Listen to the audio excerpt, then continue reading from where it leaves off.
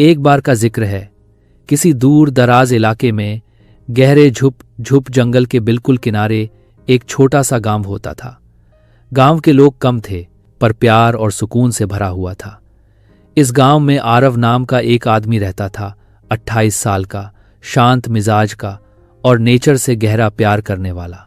उसकी जिंदगी दो चीजों के आस पास घूमती थी, एक जंगल, दो और जंगल के जानवर। आरव का काम वाइल्ड लाइफ वॉचर जैसा था।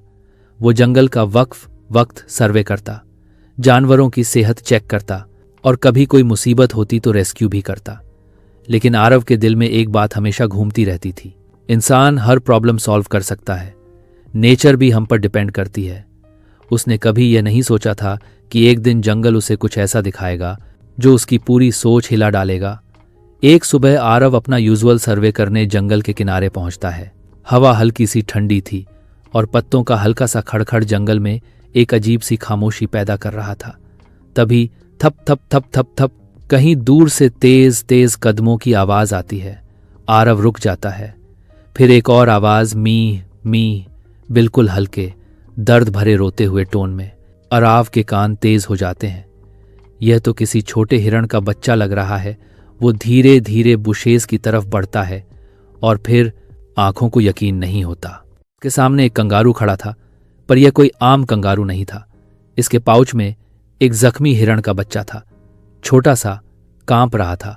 उसके पैर में चोट थी। आरव बिल्कुल चौंक जाता है। कंगारू हिरण के बच्चे को बचा रहा है, ऐसा सीन वो लाइफ में पहली दफा देख रहा था। कंगारू बार बार अपनी थैली को एडजस्ट करता, जैसे कह रहा हो, मैं तुम्हें कुछ नहीं होने दूंगा। वो आस पास देखकर सुनिश्चित करता कि कोई खतरा न हो, फिर धीरे धीरे होप करता हुआ आगे बढ़ता। और आपको लगता किसी ने केचे को बैक पर अटैक किया होगा और ये कंगारू इसे बचा रहा है। पर सबसे अजीब बात यह थी, जब आरव थोड़ा आगे बढ़ा, कंगारू ने उसे घूर के देखा, सीधा आंख में, वार्निंग जैसी नजर। आरव रुक गया।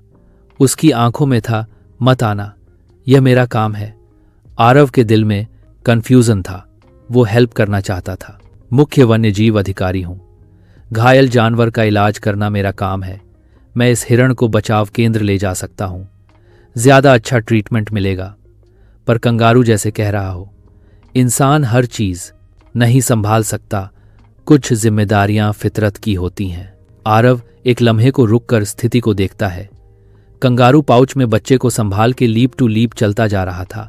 हिरण का बच्चा रो रहा था, लेकिन कंगारू का शांत व्यवहार उसको कंफर्ट दे रहा था। आरव दूर से फॉलो करता रहा बिना डिस्टर्ब किए। लगभग 20 मिनट तक कंगारू ने हिरण के बच्चे को अपने थैले में रखा हुआ था। आरव धीरे धीरे पत्तों के पीछे रहते हुए उसका पीछा करता रहा। फिर एक जगह कंगारू रुकता है, जहां जमीन थोड़ी नरम थी, हल्की धूप आ रही थी और चारों तरफ सुकून। कंगारू ने हिरण के बच्चे को बहुत ही सॉफ्टली अपने हाथों से पाउच से बाहर निकाला, बिल्कुल मां की तरह। आरव का दिल पिघल गया। कंगारू उस बच्चे का जख्मी पैर साफ करता, हल्की सी मिट्टी हटाता, फिर उसके पास बैठ जाता है, जैसे कह रहा हो, डर मत, मैं यही हूं। आरव ने सोचा, अब मैं जाकर मदद कर सकता हूं। कंगारू भी शायद रिलैक्स हो गया होगा। वह धीरे धीरे आगे बढ़ता है, लेकिन फिर कंगारू उठकर सीधा उसके और खड़ा हो जाता है, छाती आगे, आंखें तेज, बिल्कुल रोक लो जैसे रोक सकते हो वाली मुद्रा। आरव तुरंत रुक जाता है। कंगारू ने एक छोटा सा साउंड किया, हो, जो चेतावनी होती है। आरव के सामने अब एक बड़ा प्रश्न था। मैं इंसान हूं, मैं रेस्क्यू कर सकता हूं, पर क्या यह जरूरी है? क्या नेचर अपना काम खुद नहीं कर सकती? मैं 10 सेकंड के लिए चुप होकर सोचता रहा और फिर उसे समझ आया, कुछ काम हमारे नहीं हैं, कुछ जिम्मेदारियां प्रकृति के लिए बनाई गई हैं।